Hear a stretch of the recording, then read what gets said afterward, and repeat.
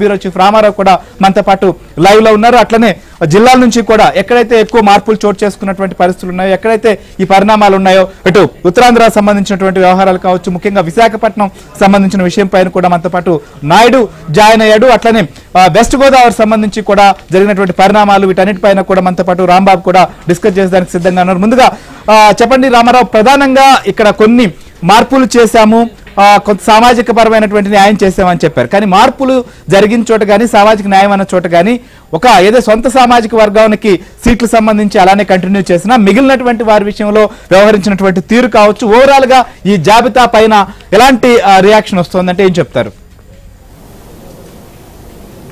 శ్రీహరి, కూటమి అభ్యర్థుల దెబ్బకి కూటమి దూకుడికి మాత్రం వైఎస్ఆర్ కాంగ్రెస్ పార్టీలో ఆందోళన ఉన్నట్టు స్పష్టంగా కనిపిస్తోంది. ప్రధానంగా గత రాత్రి అర్ధరాత్రి వరకు కూడా అభ్యర్థుల జాబితాలో మార్పులు చేర్పులు చేయాలి అని చెప్పి బలంగా భావించారు. ఎందుకంటే కూటమి అభ్యర్థుల జాబితా ప్రతిరోజు కూడా వెల్లడవుతుండటం, అంతకుముందు 124 మొత్తం 128 నియోజకవర్గాల్లో అభ్యర్థులను తెలుగుదేశం పార్టీ ప్రకటించగా జనసేన దాదాపుగా ఇప్పటికే 12 నియోజకవర్గాల్లో అభ్యర్థులను కన్ఫర్మ్ చేసింది. దీంతో కొంతమంది అభ్యర్థులను మార్చాలి అని చెప్పి గత అర్ధరాత్రి వరకు ప్రయత్నం చేసినప్పటికీ క్షేత్రస్థాయిలో వ్యతిరేకత వస్తుంది అనే ఉద్దేశంతో ఆ ప్రతిపాదనను ఉపసంహరించుకున్నారు.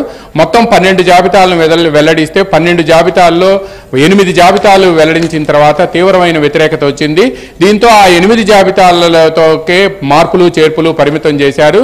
ఇంతకుముందు ఇడుపులపాయలో తండ్రి సమాధి వద్ద సీఎం చెప్పినట్టు ప్రధానంగా మొత్తం 81 మంది ఎమ్మెల్యే అభ్యర్థులను మార్చాము అని చెప్తున్నారు. మార్చటం కానీ బదిలీలు కానీ, అదేవిధంగా మరో 18 మంది ఎంపీ అభ్యర్థులను మార్చాము అని చెప్తున్నారు.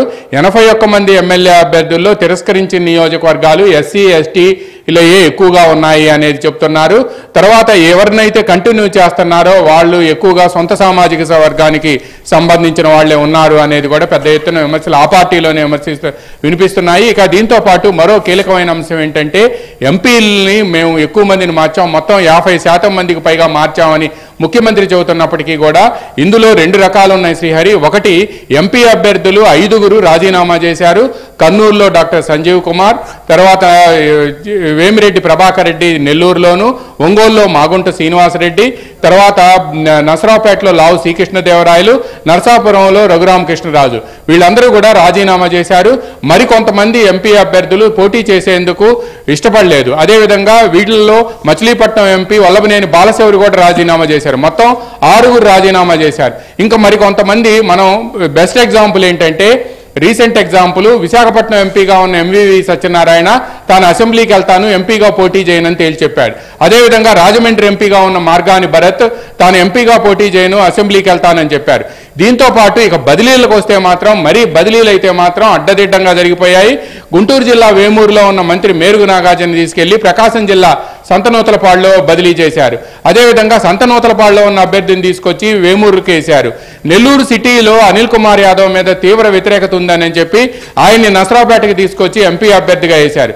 గుంటూరు జిల్లా చిలకలూరుపేటలో తీవ్ర వ్యతిరేకత ఉంది మంత్రి రజనీ మీదని ఆమెను తీసుకొచ్చి గుంటూరు వెస్ట్ నియోజకవర్గానికి బదిలీ చేశారు. అదేవిధంగా కృష్ణా జిల్లాలో ముఖ్యంగా పర్టికులర్గా రాజకీయ చైతన్యానికి మారుపేరైన విజయవాడ వెస్ట్ నియోజకవర్గంలో దేవాదాయ శాఖ మంత్రిగా పనిచేసిన మా వెల్లంపల్లి శ్రీనివాసరావుపై తీవ్ర వ్యతిరేకత ఉంది అని చెప్పి విజయవాడ సెంట్రల్ నియోజకవర్గానికి తీసుకొచ్చారు. విజయవాడ సెంట్రల్ నియోజకవర్గంలో ఉన్న బ్రాహ్మణ అభ్యర్థి ఎమ్మెల్యే మల్లాది విష్ణునికి మొండి చేయి చూపించారు. అంటే ఇలా అనేక మార్పులు చేర్పులు విచ్చలవిడిగా జరిగిపోయాయి. దీంతో పాటు కుటుంబాలకు కూడా కుటుంబాలకి వాటికి ప్రాతినిధ్యం నేను ప్రాముఖ్యత ఇవ్వబోను అని ముఖ్యమంత్రి పదే చెప్పుకున్నారు. కానీ విజయనగరం జిల్లాలో మంత్రి బొత్స సత్యనారాయణ సతీమణి బొత్స ఝాన్సీ విశాఖ ఎంపీ అయితే, బొత్స తమ్ముడు అప్పల్ నరసయ్య ఎమ్మెల్యే అభ్యర్థి అయితే, బొత్స మేనల్లుడు చిన్నసీను బావమర్ది కూడా మరో ఎమ్మెల్యే అభ్యర్థి అయ్యారు. అంటే ఇట్లా మొత్తం ఆ కుటుంబానికి 4 వచ్చినాయి.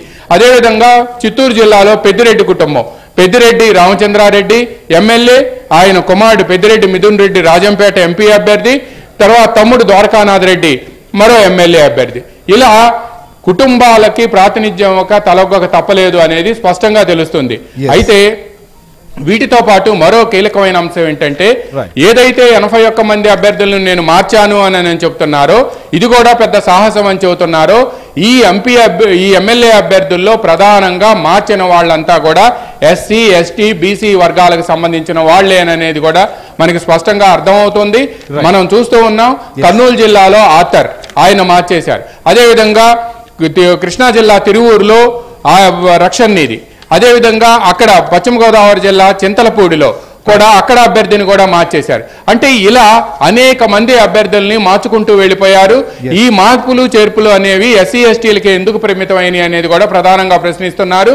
అయితే తాము విద్యార్థులకు ఇచ్చామని, అదేవిధంగా పోస్ట్ గ్రాడ్యుయేట్స్కి ఇచ్చామని, డాక్టరేట్లకు ఇచ్చామని చెప్తున్నారు. But at the same time Telugu Desam party కూడా అప్పుడే విమర్శలు బిగిన్ చేసింది.